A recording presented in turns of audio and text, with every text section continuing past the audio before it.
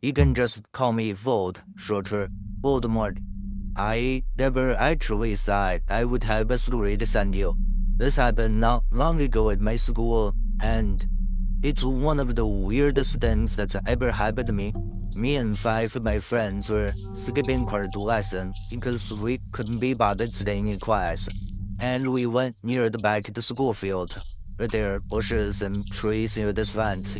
People go there sometimes because the teachers barely check it and it's quiet there. We were just talking normally and messing around when my friend suddenly stopped walking and looked ahead. I thought he was joking at first, but then I saw it too.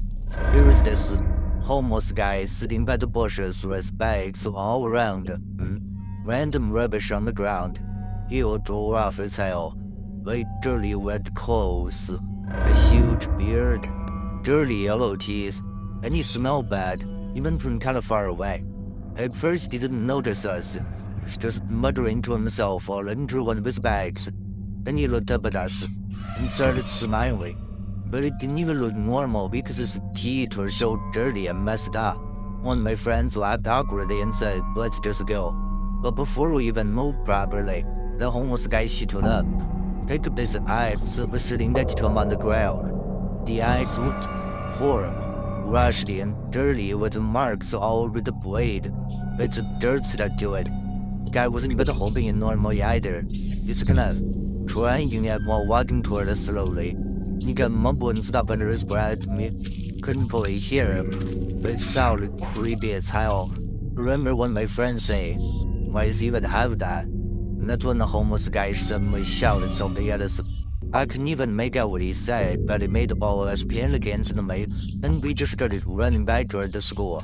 I went back once while running, and he was still there near the bushes, staring at us with the axe hanging down by his side.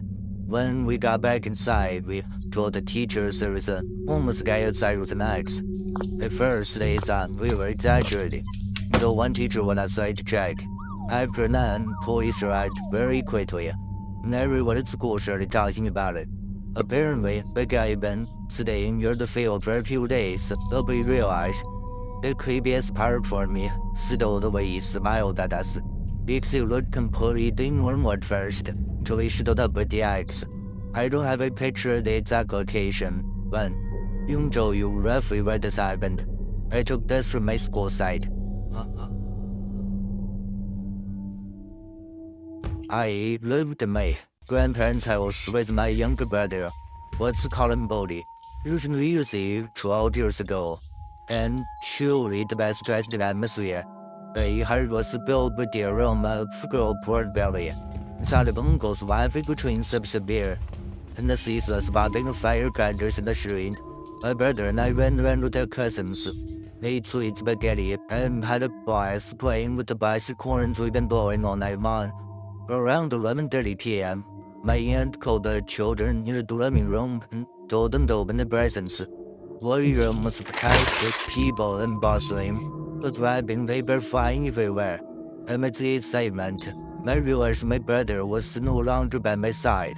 Thinking Lodi had gone to the kitchen to get more soda. I left the noisy living room and shut out to the corner. As soon as I entered the back hallway, party noise seemed to suddenly fade into the distance.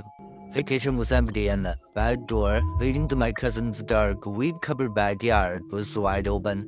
Odie, I called out to Odie by her nickname. I stepped out the front door. Red and green fireworks twinkled in the distance, casting long, irregular shadows across the lot. Then I saw Odie. My younger brother was standing near the boundary where the house lights ended and the tall weeds began. Odie was holding a red gift box and looking up at the tall mango tree. Odie, come inside. It's almost midnight, I shouted as I stepped down on the lawn. Odie didn't turn around, but pointed to a dark branch of the tree. Cool your luck. A tall man gave me a toy. My mind went blank. I looked up. A man was crouching on a thick tree branch, completely hidden by leaves, barely visible only when the fireworks exploded. He was astonishingly thin, his skin pale, and he wore a dirty, tattered shirt with a wide grin, a smile that revealed his teeth. He looked straight down at my younger brother.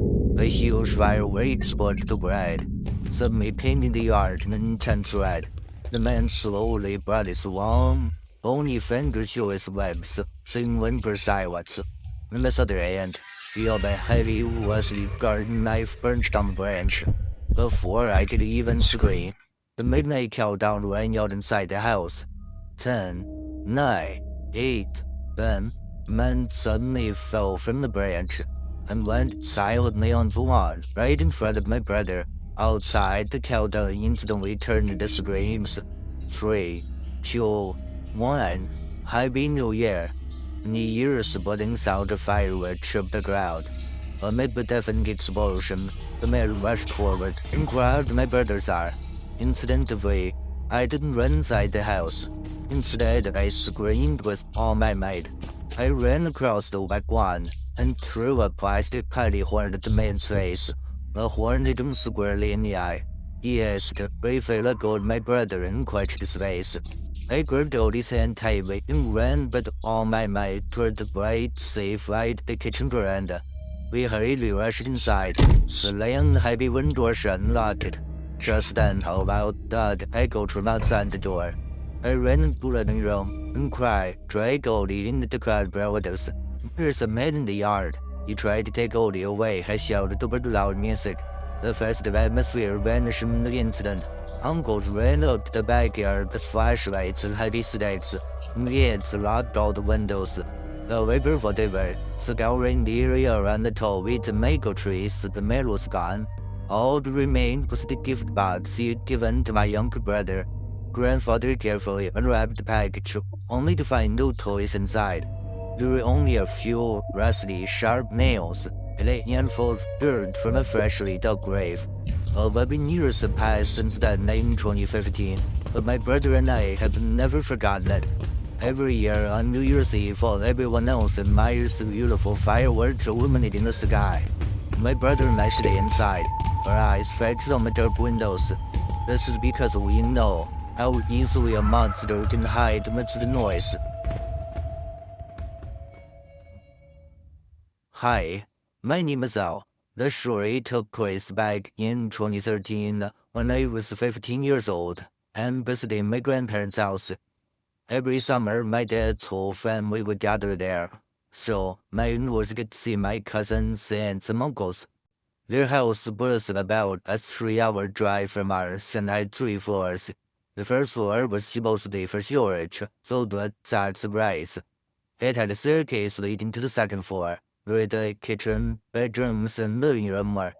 From there, another staircase went up to the third floor, which always gave me an unsettling feeling. The house was clean and well kept, but the atmosphere felt strange in a way I couldn't explain. The third floor especially creeped me out. It was dusty, cluttered with boxes, and looked more like a unfinished rooftop space.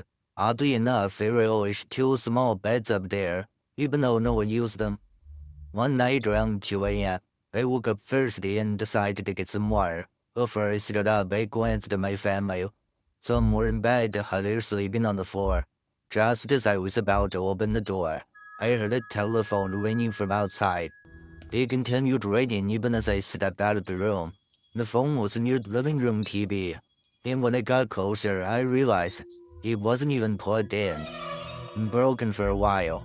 I remembered my grandparents had unplugged it for that reason.